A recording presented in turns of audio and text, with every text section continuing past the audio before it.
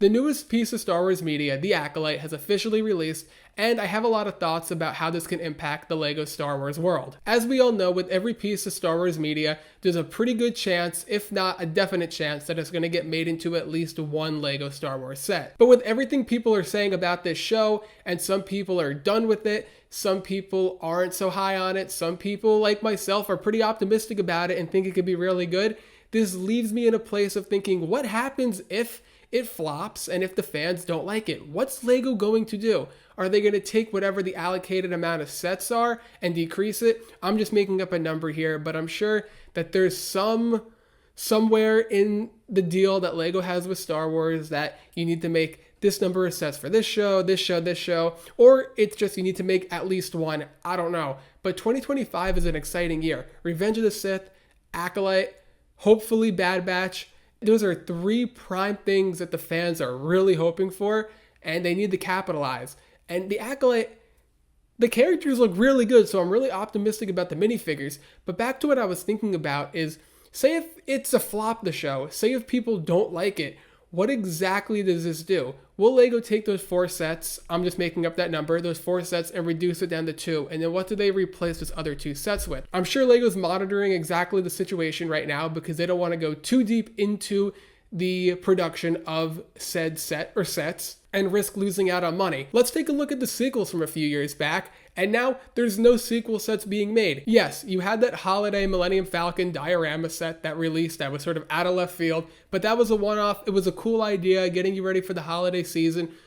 I'm fine with that, but you don't see LEGO going out of their way and making a new Kylo Ren's shuttle or anything of that nature, even though I would love a Kylo Ren's shuttle in a UCS version. I think that they do need to do that. But my point is, the fans didn't really like the sequels. LEGO sees that, and they're not going to produce those anymore while they're focusing their attention on what the fans do like the original trilogy, the prequels, the whole Clone Wars, Mandalorian. Everything the fans want is where they're prioritizing their attention, as they should. But for the Acolyte, what will that do?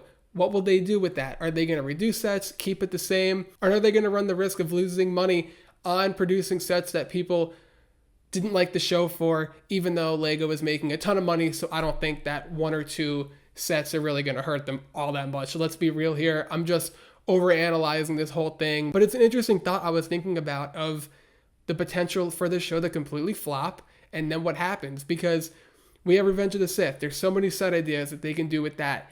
There's Bad Batch. We need a clone turbo tank, and at the very least, a set with the Asajj Ventress, which they wouldn't have brought her in if they weren't going to use her. And we're probably going to get, if not, most definitely a Tantus set, because that was the main focus of the whole show. Tantus, Tantus, Tantus.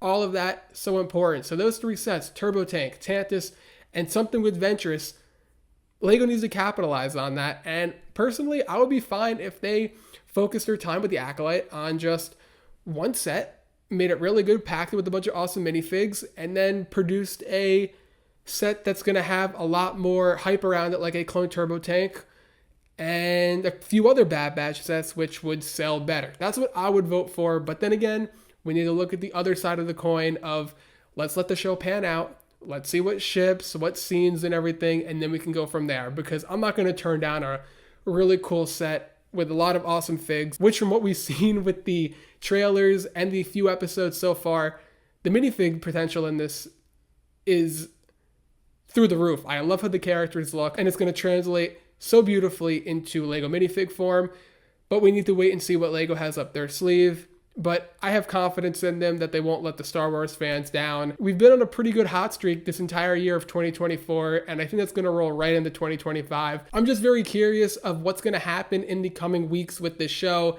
and the decisions for 2025. I know we're right in the middle of 2024. We have the June release, which just happened, and then we have the August release with the Dark Side Millennium Falcon, Jedi Bob Starfighter, the Star Destroyer with Cal Kestis, and then we have October with Jabba's sail barge. It's going to be super exciting, but I know I'm looking on to 2025. We can't forget about the current with 2024. And let me know your thoughts on everything with the Acolyte, potential sets that could be made, your thoughts on the show so far. And thank you for listening to my rant/yap sesh. I hope you guys enjoyed. Don't forget, let me know your thoughts in the comments below. Leave a like if you enjoyed, and I'll see you in the next one.